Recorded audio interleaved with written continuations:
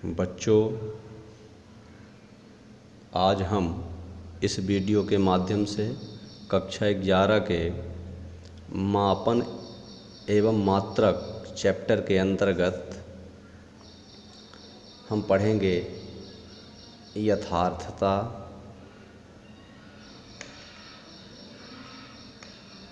एवं परिशुद्धता,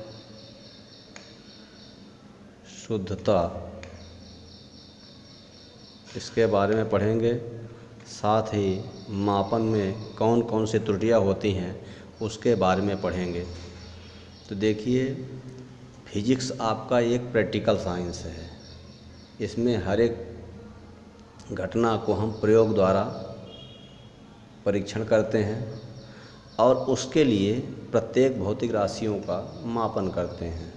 अब मापने में हम यंत्र का प्रयोग करते हैं, फिर भी बहुत सावधानी करने के बाद भी कुछ न कुछ हमारी हमसे गलती हो जाती है।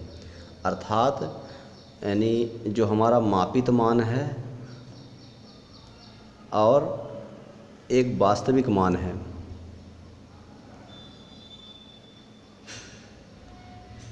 वास्तविक मान, इसमें कुछ न कुछ अंतर पाया जाता है। यानी हम एग्जैक्ट वैल्यू, यानी जिसको बोलते हैं वास्तविक वैल्यू के बराबर नहीं पहुंच पाते हैं, या पहुंचते भी हैं तो भी कुछ न कुछ त्रुटि रहती है, अर्थात मापन में त्रुटि होती है। तो हम पहले यथार्थता के बारे में पढ़ते हैं। यथार्थता क्या है? यानी मापित मान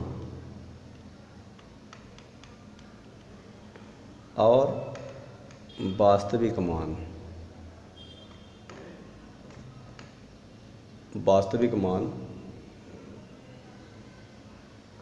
के बीच जितना कम अंतर होता है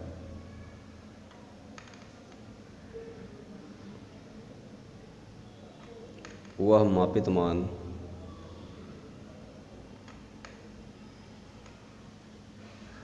अधिक यथार्थ कहलाता है, या अधिक यथार्थ होता है। यानी जो हम मापते हैं, जैसे हमने ये मान लीजिए कि आपका ये पेन है, इस पेन की लंबाई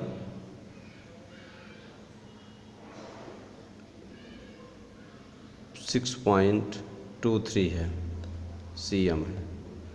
हमने इसको मापा तो यह 6.25 मापा। ये हमने 3 रीडिंग मापा इसको। तो इसमें देख रहे हैं कि हमारा ये वास्तविक माप है, ये रियल वैल्यू है, और ये ऑब्जर्व्ड वैल्यू है, यानी मापे गए मान है, और ये हमारे रियल वैल्यू यानी वास्तविक मान है। तो देख रहे हैं कि ये वाला जो मान है इसके अधिक नज़दीक है 6.23 के, इसलिए 6.225 अधिक यथार्थ कहलाएगा, जबकि ये मान इससे बहुत दूर है। यानी इसमें और इसमें अंतर ज़्यादा का है, इसमें अंतर बहुत कम होता है। तो हम ये भी कह सकते हैं कि यदि जिस माप को मापने में त्रुटि कम से कम होती है, जो अपेक्षित त्रुटि होती है कम से कम होती है, उसे हम उस मान को अधिक यथार्थ कहेंगे। तो इस प्रकार से हम कह सकते हैं कि मापन की यथार्थता यह बताती है कि हमारा मापा गया मान और वास्तविक मान में कितना अंतर है, या उनके बीच कितनी निकटता है। चलिए, दूसरा है परिशुद्धता। परिशुद्धता क्या होती है? इसको बोलते हैं एक्यूरेसी भी। यानी मापे गए मान आपस में कितने क्लोज हैं, अर्थात परिशुद्धता यह बताती है कि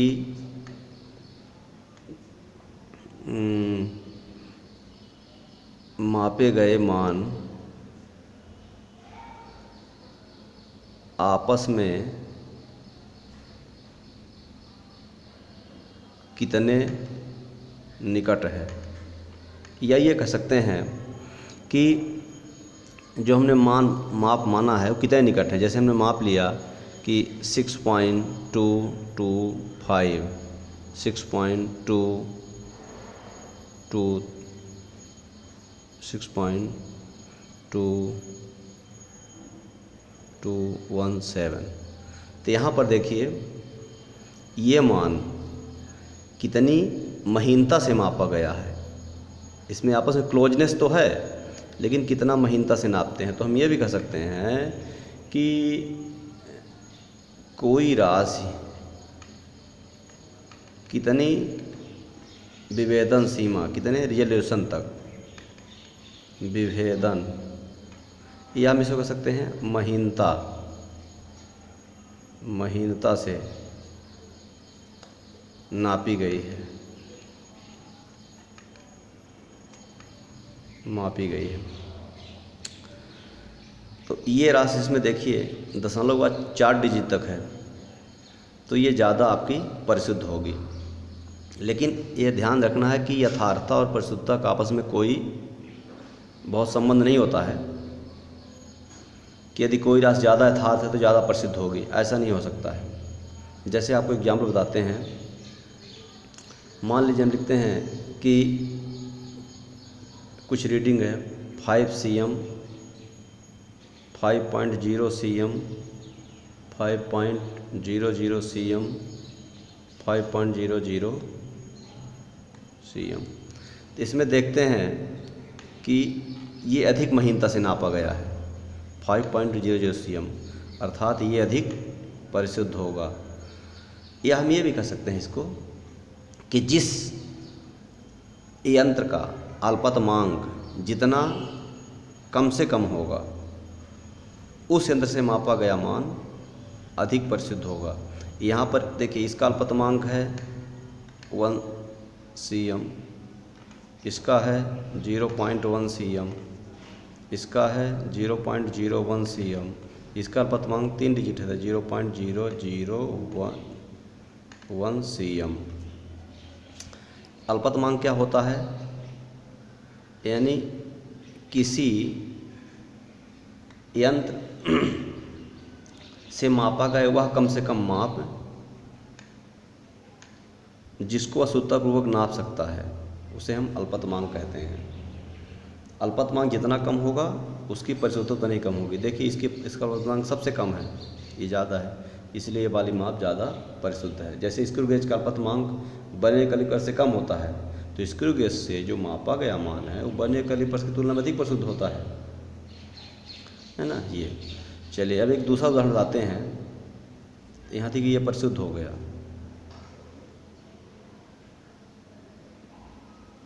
अब दूसरा उदाहरण, जैसे हम ले लिया कि 5.00 mm या 5.00 cm या 50.00 मीटर मान लीजिए है। अब यहाँ इन तीनों में बताइए कौन अधिक यथार्थ है।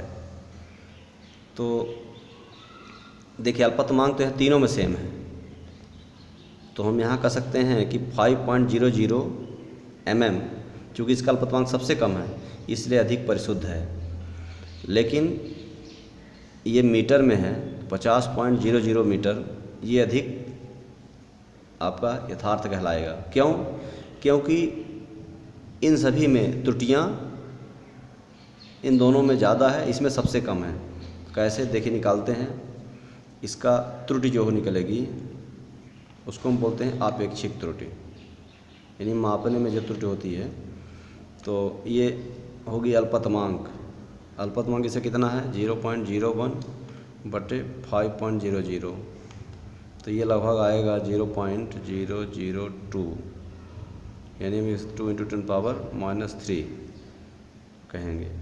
इसमें निकालेंगे तो वही आएगा 5.00, यही चीज़ आएगी। और इसमें निकालते हैं 0.001/5.00, यानी इसमें भी 10⁻³ आएगा। अब देखते हैं 50.00, इसका लिस्ट काउंट कितना होगा 0.01। इसको सॉल्व करेंगे तो इसमें 2 × 10⁻⁻4 आ रहा है। हम देखते हैं कि उसमें आया था 2.-3 और इसमें 2.-4, तो ये सबसे कम है, इसलिए यह माप अधिक यथार्थ है। ठीक है, तो जिसमें त्रुटि सबसे कम होती है वह माप सबसे अधिक यथार्थ कहलाता है। और यदि मापा गया मान का अल्पतमांक सबसे कम होता है, यानी जिस यंत्र से मापा गया है वह अधिक परिशुद्ध कहलाता है। ठीक है, अब पढ़ते हैं मापन में त्रुटियां। मापन में त्रुटियां क्या होती हैं? त्रुटि मीन्स होती है गलती, कितनी गलती आप कर रहे हैं। तो जैसे कोई भी मान दिया गया है और मापते समय उसमें हम कितना कम से कम गलती कर सकते हैं। यदि वो मान कम से कम होगा तो हमारी गलती उतनी ही कम होगी, अर्थात मापित मान व वास्तविक मान के अंतर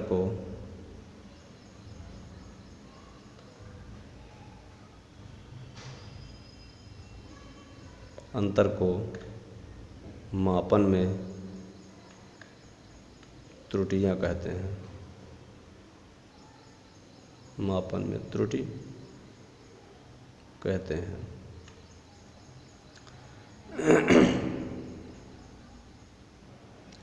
कुछ न कुछ गलती हो ही जाती है मापते समय, तो उस अंतर को ही हम बोलते हैं मापन में त्रुटि। अब त्रुटियों के प्रकार पढ़ेंगे।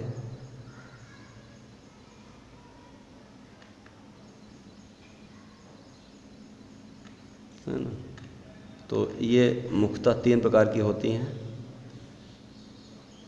पहली होती है क्रमबद्ध त्रुटि,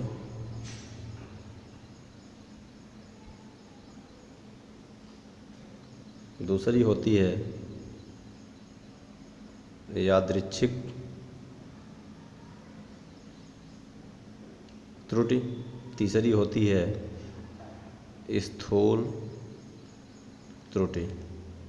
systematic error, random error and grass error. क्रमबद्ध त्रुटि क्या होती है? देखिए, ऐसी त्रुटियां क्रमबद्ध त्रुटि कहती हैं जो केवल एक ही दिशा में होती हैं। वो तो धनात्मक होगी या तो ऋणात्मक होगी, और इनके हमें कारण ही पता होते हैं, इसलिए इन्हें हम कम कर सकते हैं। तो इसीलिए इसका नाम पड़ा क्रमबद्ध, यानी ऐसी त्रुटि जो एक ही दिशा में होती हैं, चाहे पॉजिटिव डायरेक्शन में जाए चाहे निगेटिव डायरेक्शन में जाए, है ना। तो इसलिए इनको हम कम भी कर सकते हैं। अब इनके प्रकार कितने होते हैं देखिए, अब हम पढ़ेंगे इनके प्रकार। तो पहला इसका है यंत्रीय त्रुटि।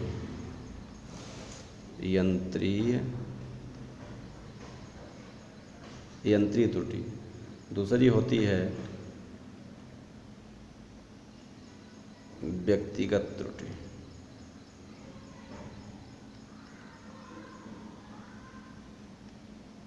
तीसरी होती है बाह्य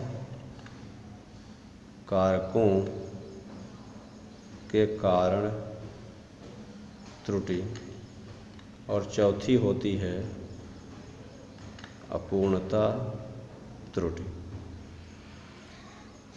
तो यंत्रीय त्रुटि क्या होती है? ऐसी त्रुटियां जो यंत्र के बनावट के कारण होती हैं। जैसे अगर कोई मीटर पैमाना है और उसमें अंशांकन गलत दिखा हुआ है, जैसे बराबर दूरी पर ना होकर के, जैसे कि ये 2 है, 3 है, फिर 4 है, 5 है, 7 है। तो यहाँ पर अंशांकन क्या है, जो कैलिब्रेशन होता है वो दूर दूर होता है। तो अगर इससे नापेंगे तो कोई ना कोई गलती ज़रूर होगी, यानी ऐसी त्रुटि जो यंत्रों के बनावट के कारण होती हैं उन्हें हम यंत्रीय त्रुटि कहते हैं। अब ये कितने प्रकार की हो सकती है, तो यंत्रीय त्रुटि आपकी 3 प्रकार की हो सकती है। पहली हो सकती है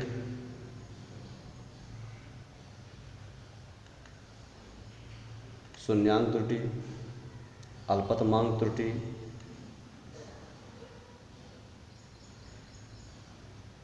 अल्पतमांक त्रुटि, और तीसरा है अचर त्रुटि।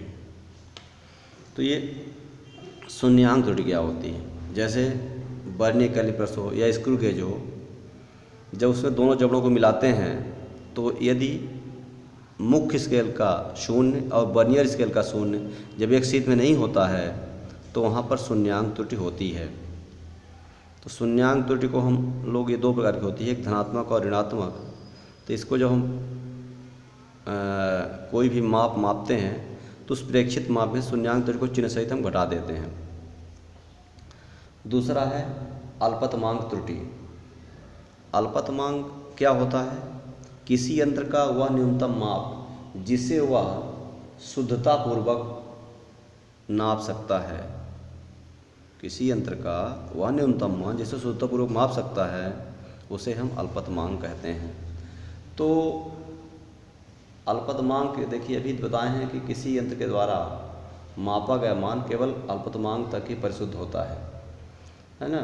जैसे अगर किसी वस्तु की लंबाई